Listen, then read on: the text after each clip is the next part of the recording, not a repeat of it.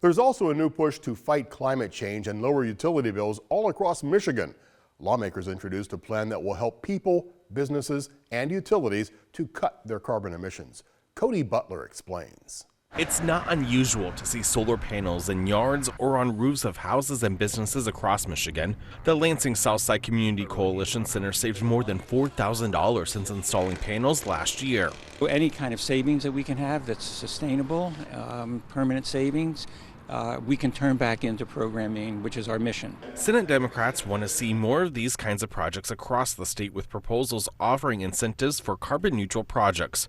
Under the proposals, utilities would also have until 2035 to get rid of greenhouse gas emissions from power plants. Renewable energy has become so affordable that it's allowing us the opportunity to make these changes. Energy companies across mid-Michigan say they're already on track to shut down their coal plants before the proposed deadline. That's in a very aggressive timetable, but we are moving in that direction and are confident that we are going to be replacing coal and carbon emitting generation with solar and wind. But some areas aren't moving as fast. Thursday, the Clinton County Planning Commission decided to stop accepting utility-scale solar and wind development applications for a year.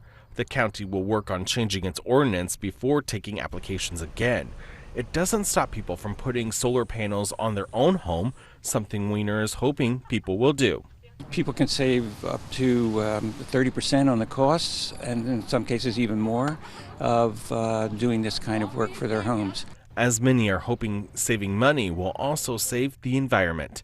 Thank you, Cody. That brings us to this week's write-in question. How do you think clean energy would change your community? Jump on over to our inbox page to tell us how you picture a greener future.